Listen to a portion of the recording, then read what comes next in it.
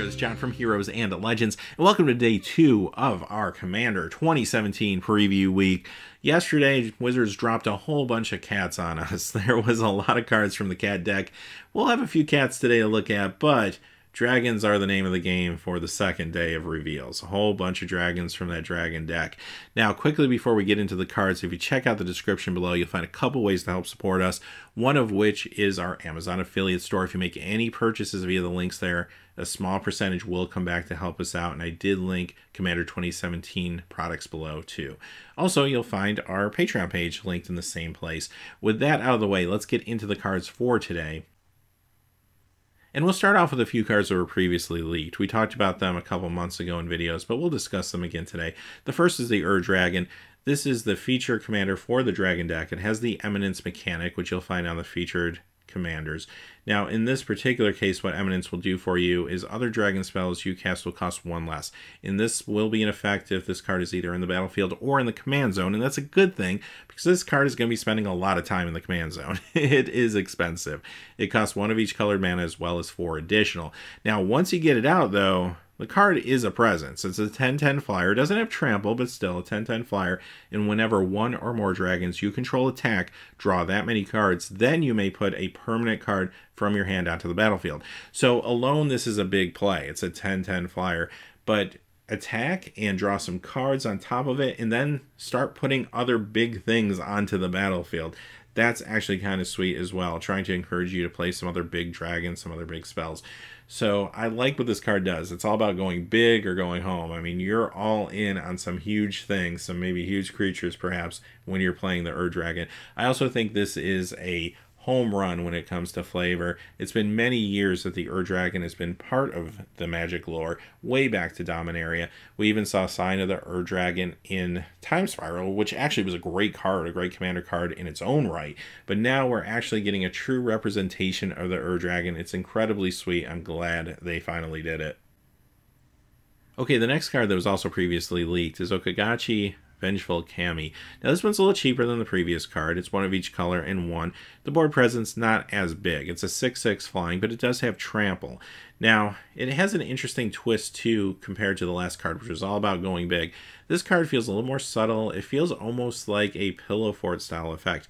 Now whenever this deals combat damage to a player, if that player attacked you during his or her last turn, exile target non-land permanent that player controls.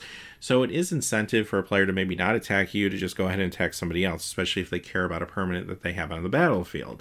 So you will find, based on this card and another one we're going to look at later, that it appears that there are some maybe subtle pillow fort style effects in this dragon deck. And if you wanted to rework that deck a little bit and maybe go more all in that direction, you certainly could do that and upgrade the deck that way. And if you do, this could be your commander. Next is another card that was previously leaked. This is Wasatora Nakoru Queen with the accompanying Cat Dragon token. Now, this one isn't a 5-color commander necessarily, but you could always pull this out if you wanted to make it a commander. It is a cat dragon, which is awesome, so why not, right? And look at that cat dragon token. That is incredible.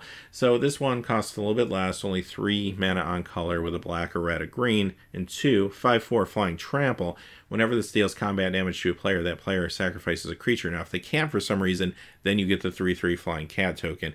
Cat dragon token, which is pretty awesome. So yeah, this card is just amazing. It's just really cool from a flavor point of view of the cat dragons, but it's also a good card in its own right. So yeah, another fantastic new card coming out of this commander product. All right, let's look at a few cards that were not previously leaked. The first one is Scalelord Reckoner. This one costs 2 white and 3. It's a dragon, 4/4 with flying. And whenever a dragon you control becomes the target of a spell or ability an opponent controls, destroy target non-land permanent that player controls. So another card that feels a little pillow forty, like kind of keep your hands off my stuff and leave me alone, go mess with someone else. And that could be a viable, at least sub-strategy maybe in this deck. We'll know once we see more cards. But on its own, I mean, it's still good. A 4/4 flyer for 5 that has that ability attached to it feels really economical, especially considering you'll have a lot of removal, a lot of things that could target your stuff in a multiplayer game. So this card becomes even better in some ways than maybe it would even be in a 1v1 situation. Overall, I think it's a pretty cool card and it's a nice design to it for multiplayer.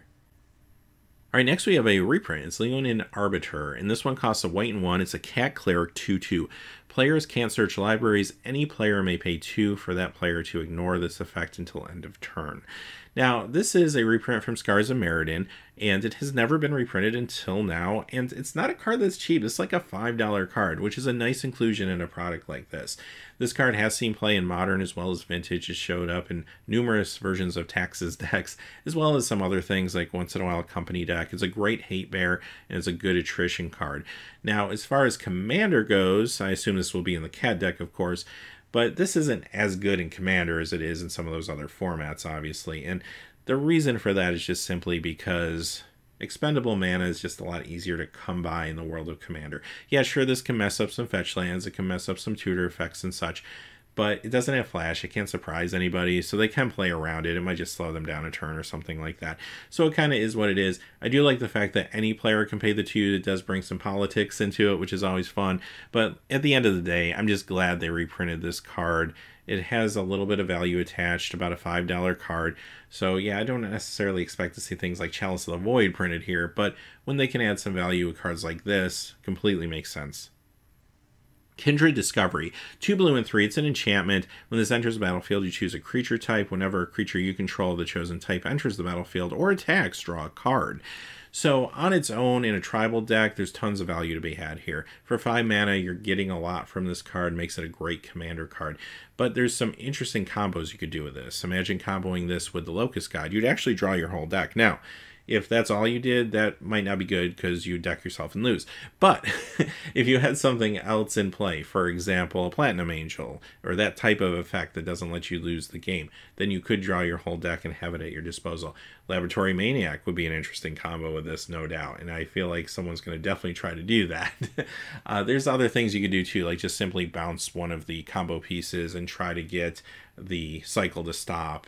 But if you can control the combo and protect the thing that's stopping you from dying, then yeah, you could perhaps just win the game off something like that. And that is intriguing, especially in 1v1 Commander. Maybe more so in 1v1 than multiplayer, where there's a lot of people that could have answers.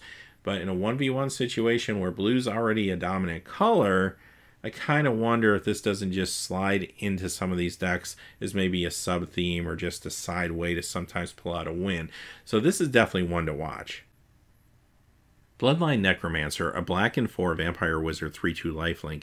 When this enters the battlefield, you may return target vampire or wizard creature card from your graveyard to the battlefield. So first, I would assume this will be probably present in the vampire as well as the wizard deck, considering its creature type here. 5 mana for 3/2 doesn't sound super exciting, but staple on lifelink and staple on that reanimation effect, and I'm very excited about this card actually. There's a lot of great vampire and wizard targets out there in the history of Magic when you're thinking about Commander. Not sure exactly what you'll get in the decks that will be prepackaged with this, but think about some upgrades along the lines of things like, oh, I don't know, Arcanist the Omnipotent, the 2 Niv Mizzets, they're both wizards. You have things like Vampiric Dragon, Dragon Mage. There's a lot of amazing targets for this card. So this one is going to be played, I think, widely, even outside of these pre-constructed products. Next we have Territorial Hellkite. This costs 2 red and 2. It's a 6/5 dragon with flying and haste. And alright, fasten your seatbelts. At the beginning of combat on your turn, choose an opponent at random that this didn't attack your last combat. And then Territorial Hellkite attacks that player this combat if able. If you can't choose an opponent this way, tap it. Alright, so this is a high variance card, obviously. It's not good in 1v1 because you can only really attack with it every other time in that case. What's happening with this card basically is it's trying to make you spread the wealth a little bit. It's also adding some randomness and variance to it by making the opponent you're attacking be random at times. So yeah, it's a fun card, but I could see myself taking this out and upgrading it for something that's just more consistent. It's just one of those things, if you want to have a good time and kind of laugh and have fun at the table, it's definitely going to be fun. There's going to be some funny things that happen when you play this card, but this might be a good candidate to take out for an upgrade if you're more serious. Alright, let's look at a Japanese language spoiler, loosely translated, Call the Tribe, 2 green and 5, it's an instant. Choose a creature type, reveal the top card of your library until you reveal X creatures of the chosen type, where X is the number of creatures you control of the chosen type, and place them on the battlefield. Shuffle the revealed cards into your library. Alright, so what I love about this card, simply, it's an instant. So you can play this at the end of your previous opponent's turn, hopefully dig some good stuff out of your deck, throw it right on the battlefield, attack in, surprise everybody at the table. I love it. The ability for what you're paying feels really good. I mean, 7 mana, just 2 on color. Super economical, I think, for what could happen here anyway. Now, Commander, you're going to have some big stuff in your deck. Maybe you hit some of those big things, maybe you don't. But if you're in a tribal deck, this is a great inclusion. I feel like this will probably be in the cat deck. I mean, it could be in the dragon deck, I guess, but feels like it belongs in the cat deck to me, because you could go wide perhaps with the cats and have Miri be your commander. That could be really interesting. And you know what? Even if you only have a couple of the same tribe out, this is still okay. 7 mana to dig for 2 random tribal cards from the top of your deck. If you hit something big, wonderful. Even if you hit a couple small things, I feel like the economy is still decent enough at instant speed. So yeah, this is a really good tribal card that will definitely, again, cross over even outside of this Commander product. Herald's Horn, this comes to us from a Spanish language spoiler. It costs 3, it's an artifact.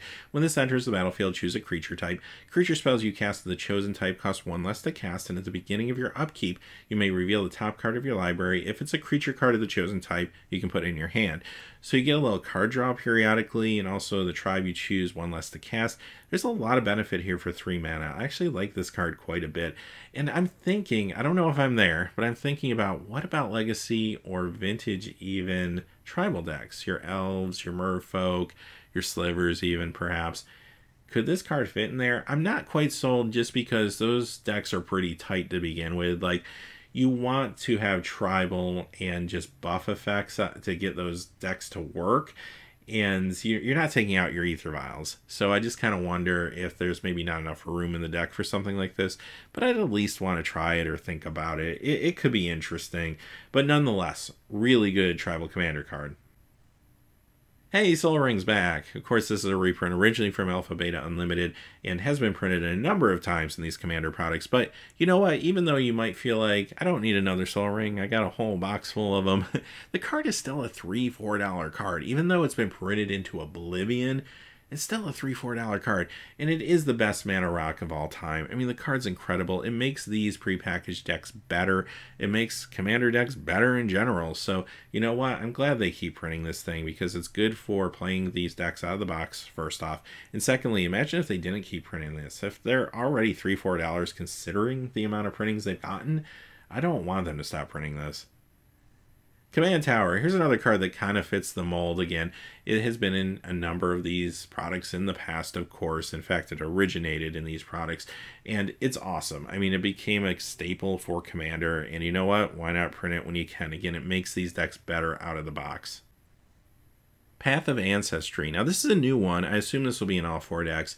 Enters the battlefield tapped. You can tap it, add to your mana pool 1 mana of any color of your commander's color identity. So very similar to Command Tower. When that mana is spent to cast a creature spell that shares a creature type with your commander, scry 1. So it's a little slower than Command Tower, comes into play tapped, but if you're playing some tribal elements, you could scry periodically, and that's a nice little advantage to have stapled onto your Command Tower, quite honestly, even if it is slowing you down for a turn. And you know what? Even if you're not playing with tribal elements, this is like having a second Command Tower that comes into play tapped. It's actually a really good card for color fixing just generally in Commander. And again, I think this is going to cross over and just become another one of those staples in the future, and that's pretty awesome. Having said that, those are the cards for today. We saw some really cool things, and I'm excited for the next couple days of previews. My assumption is on Friday we'll probably get the full deck list, and if that's the case, we'll begin our full deck reviews. But until then, we'll keep doing these videos every 24 hours to fill you in on what's been revealed. Until next time, hey, thanks for watching. Please remember to like and subscribe, and have a great day. Hey, thanks for watching. This video is made possible by the generous support of viewers like you on Patreon. Check out the description below for links to our Patreon page as well as our Amazon affiliate store, where a small percentage of all sales will also help support the channel.